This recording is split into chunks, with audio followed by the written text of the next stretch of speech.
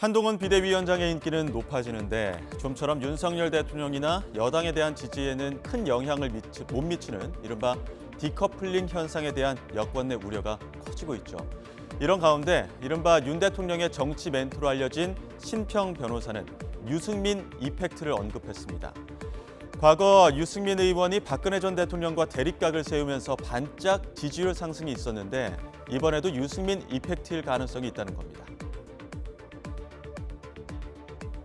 한 위원장이 아까 말씀드린 당무 개입 금지 또 김 여사에 대한 그 공격 그런 걸 통해서 상당한 지지를 국민들 그 지지를 받고 인기가 상승하고 있는 것은 분명 사실이죠. 그러나 과연 그 한 위원장이 과거에 그 유승민 의원이 박근혜 전 대통령과의 정면 대립의 장을 자기가 맞이함으로써 급속하게 인기가 상승한 적이 있었습니다. 이것을 저는 우리 정치사에서 하나의 어떤 유승민 이펙트라고도 명명할 수 있다 보는데 이 한 위원장이 이 유승민 이펙트의 범주를 벗어나서 그 지지도가 계속해서 유지될 것인가 하는 것은 조금 더 두고 봐야 한다고 생각합니다.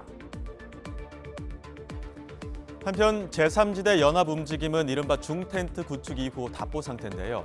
이 당명에 개혁이 들어간 걸 놓고 무임승차 논란 등 기싸움 양상까지 벌어지는 모습에 금태섭 대표는 편가르기에 지친 유권자들을 또 실망시킬 수 있다며 우려했습니다. 들어보시죠. 편가르기 자체가 문제라는데 다 동의합니다. 이준석 대표도 동의하고 민주당 사람들 동의하고 그러면 그거를 유권자들한테 우리는 다르게 할 수 있다고 보여주려면 우리가 서로 양보하고 희생하고 꾹 참고 그런 모습을 먼저 보여드려야죠. 이게 말하자면은 지금 개혁신당에 계신 분들 또 개혁신당에서 나오는 정책 또 반대로 개혁미래당에서 나온 정책이나 개혁신당에서 나온 분들을 보면 저분이 조국 사태 때 뭐 했지? 뭐 이런 거 생각하면 한두 끝도 없는 거예요, 정말로. 그렇지 그 사람들이 그리고 지금 우리 정치가 이렇게 된 데에는 저를 포함해서 모든 정치인이 다 이게 있는데 그걸 다 존중하고 정말로 생각이 다른 다양한 사람들이 같이 가자. 우리가 보여드릴 수 있는 건 그거밖에 없는 겁니다.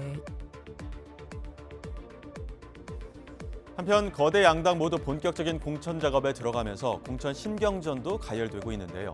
먼저 민주당은 대표적인 친문계 임종석 전 비서실장에 대한 불출마 혹은 험지 출마 압박이 이어지자 고민정 의원이 나섰습니다.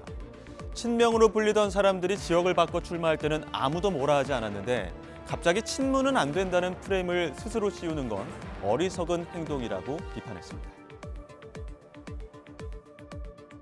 그래서 기존에 이제 친명으로 불려지고 있는 강원도당위원장이었는데 서울로 출마한다든지 경남에 있었던 분인데 갑자기 수도권으로 온다든지 이런 것에 대한 비판이 있었을 때는 아무도 뭐라고 하지 않으셨습니다. 갑자기 친문은 거기에 가면 안 된다라는 프레임을 우리 스스로 씌우는 것은 굉장히 어리석은 행동이라고 생각하고 오히려 386, 586 이분들에 대한 것은 장강의 물결이 뒷물이 앞물을 밀어내는 것처럼 저는 밀고 나가야 되는 부분인 것이지. 자연스러운 세대 교체. 네, 앞물을 뽑아낸다고 해서 그게 교체가 되어지지 않습니다.